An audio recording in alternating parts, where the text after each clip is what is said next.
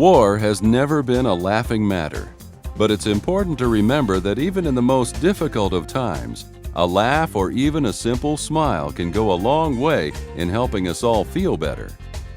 By laughing or joking about a situation, we can bring it under our control. Humor unites as well as heals. This was especially true for the members of the 475th. To keep your sanity during a long war in the hostile atmosphere of the South Pacific, 475th members thought of many different things to bring humor into everyday life. It seems there were numerous stills at different base locations for the making of jungle juice. Booze, for those of you who are unfamiliar with the term, not that any of them partook of this strange mixture. Anyway, I was engineering officer at the time this incident happened up at in the Philippines there. And things were moving slow. So an edict came down through the chain of command, you know.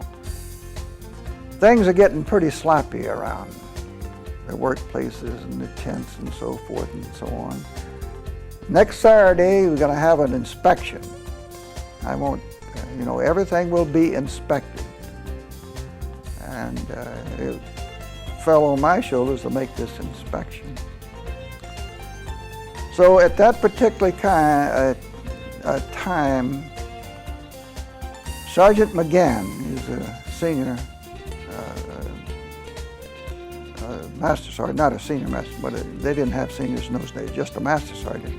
He was the line chief.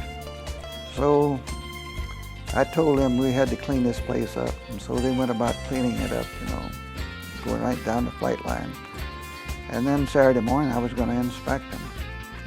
So we started out, and he and a couple of his assistants, we started down the line, going in every tent, no floors in them, being just sand, Some of them had box lids down. And we got about halfway down the line, and I walked out between these two tents, and I smelled something. So I turned to Sergeant McGann, and I said, "Sergeant, do I smell something here?" I knew what the hell it was. "No, sir, I don't smell anything.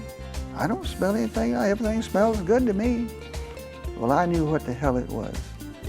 They had a brew going on in that tent from raisins.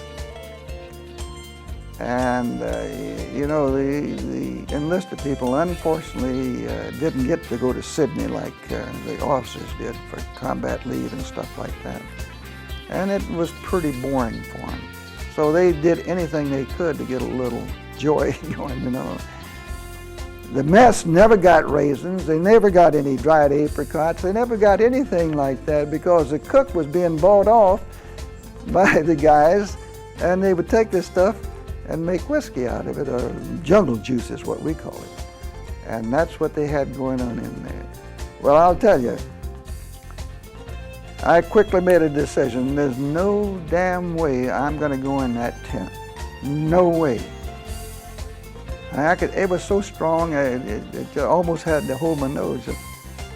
And I says, "Well, Sarge, I think I smell something, but maybe I don't, and I think that tent looks all right from out here." They had the sides rolled up. I was not going into that tent because if I went into that tent, it fell on my shoulders to make a correction. I wasn't going to make that correction. Hell no. So every time I get together with Sergeant McGann, I don't know whether he's passed on. He lives at St. Augustine, but he used to come to our reunions, and we'd always talk about that one particular incident. And to me, it was so funny. His reaction, "No, sir, I don't smell anything." As we went through the war in the 475th and that, you'd get allotment of beer and that. So what they did, the 150-gallon belly tanks, and I see they got them marked 165 in that newsletter. I always thought they were 150, but anyway, they would cut the hole in it and fly to Australia, and whatever supplies they could scrounge it flying back to us. So they filled those tip tanks with all the beer they could get in there, and then the pilot would take it up to altitude and let it cool off, and then come back down and distribute it. Then the other part was the CO2 tanks, you know, a fire, cool your beer off with that. All kind of ideas. And I always thought there better not be another prohibition because everybody knew how to do the booze. When we were building the Officers Club at Dobadura in New Guinea, I mean, the natives were putting it together for us. And we had a kind of grand opening of the Officers Club, and we had a lot of Doctor's alcohol and grapefruit juice, and I remember some of our troops got plenty soused on that concoction, and now on their way back to their tents, a couple of them fell into slit trenches and stayed there. Stayed there all night until they sobered up enough to crawl out. Then there was the familiar buzzing of the headquarters buildings at the conclusion of a successful flight. After all, what harm can that do? One time, Joe and I had been up for, we went out over the water searching for something. I've forgotten now what it was, but when we came back, it was at Lingayen Gulf, and the headquarters was actually a bamboo shack with palmetto leaves, I guess, or something for a roof. And Joe and I came back, we buzzed the headquarters, blew the top off the building. And Joe told me, "Oh man, we're gonna be grounded." And sure enough, we were for about a half a day. Joe said, "The hell, what they're upset about is we ruined the food and got sand all in it." Just get a group of military people together and they seem to develop a type of banter between all members that brings humor into any situation. Even situations that don't seem funny at the time become funny years after the event has taken place. Well, I got up one day at the same period of time at BIAC, and I really hadn't flown an airplane for about 2 months because we were at the replacement depot in Nabzab, New Guinea. So it took us about 2 months, I guess, to get out of there, and assigned us to a squadron, which happened to be up around BIAC, New Guinea. So I get up there, and the first time I'd flown one in a couple of months. See, I'm having fun, and I see this B-24, which is a 4th-engine bomber. Well, I'll go show off a little bit, so I feather up this engine, and I'm flying formation with him with one engine, you know, a big deal. And these guys are looking at me, so finally I peel off and go, I better go back because I'm getting a little low on fuel. Well, been so long I forgot how to unfeather that thing. So I'm thinking, well, I don't want to call in and ask somebody, how do I get this thing out of the feathered position? That's pretty stupid. What are you doing up there in the first place, you know? So I said, well, the only thing I can do is just make a single engine landing, which I'd never done before, very few people do, except in emergencies. So I come back to this, and it's a Pierce plank strip, I believe, or maybe it was coral strip, but I remember I said that once you drop full flaps in a 38 on one engine, and you get under 120 miles an hour on the landing approach, you have committed yourself to the landing because it won't go around again on one engine after you've been that slow. So I come over this, and I can see I'm long. I'm gonna land long, but I want to get down. So I drop all the flaps and the gear and everything, and I landed about 2/3 down the runway, it seemed like. And so I slam on all the brakes and everything, and just my luck, at the very end of the strip, there's a gasoline truck. So I managed just to, maybe I've never told you this before because it's kind of dumb, I don't like to tell it. And I blow out both tires just from putting on brakes, you know. But I don't feel that, I mean, but after I got out, both tires were flat. And I stopped about 10 feet from that 100 octane truck, you know. And boy, I can't let Major McGuire know anything about this. So I just quietly got out of it and never said a word to anybody. and it was exciting, but it was stupid. And it was funny after you talk about it now. It wasn't too funny at the time. Just dumb. You used to have your head up your butt, so to speak. There was a lot of humorous incidents over there. I think it brings to mind, because he was a friend of mine, I think the most humorous instance I've always thought of, and as I say, there's been a number of them and that I could tell. But overseas, when you first arrived in New Guinea, in the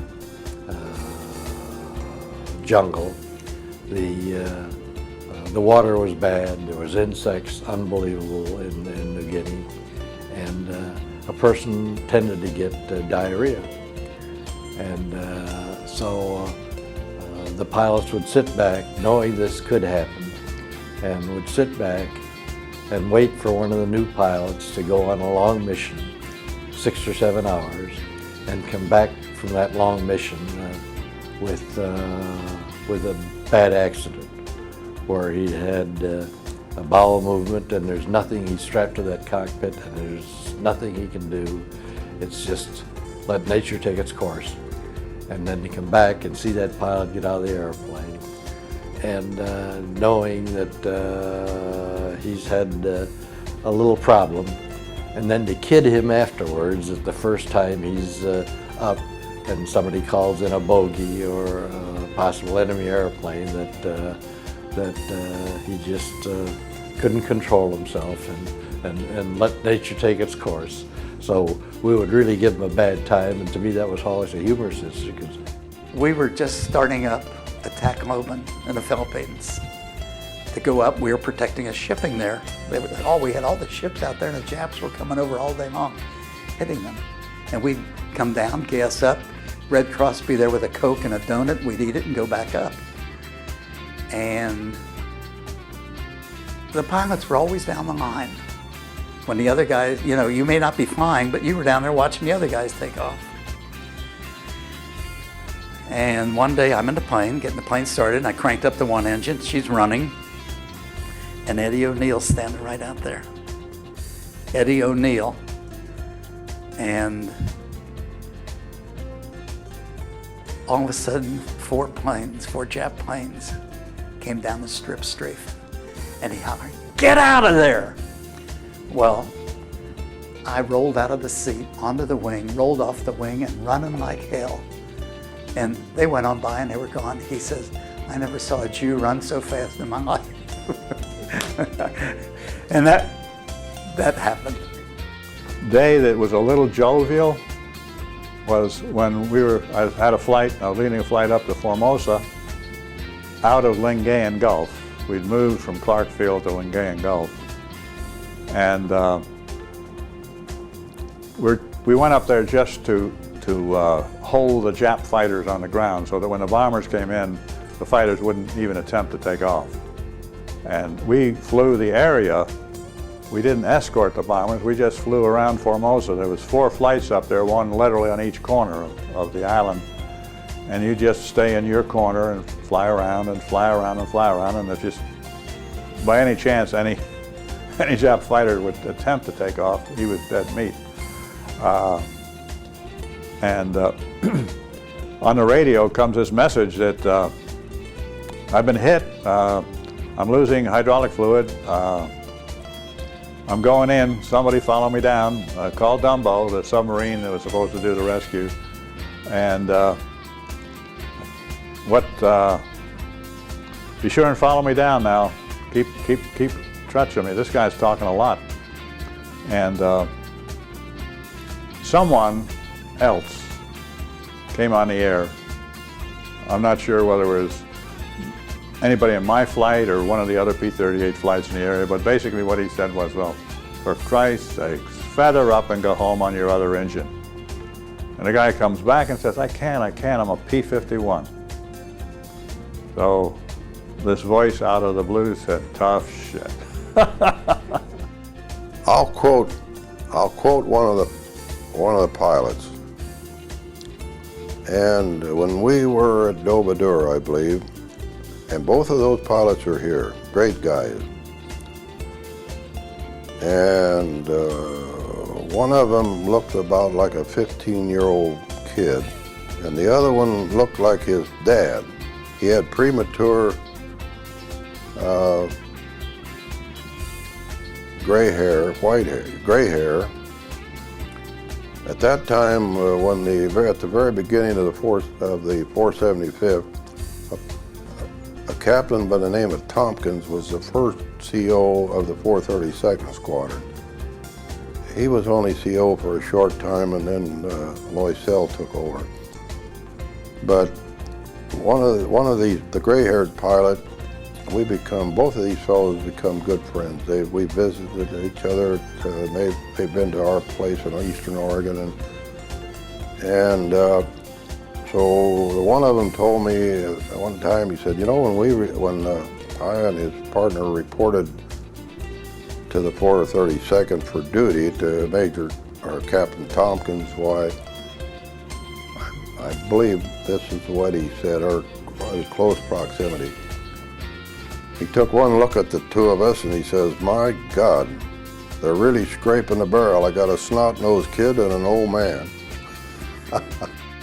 When I said I tried to shoot parrots, you're better off with that .45. It's a more dangerous weapon if you throw it at somebody than if you shoot somebody with it.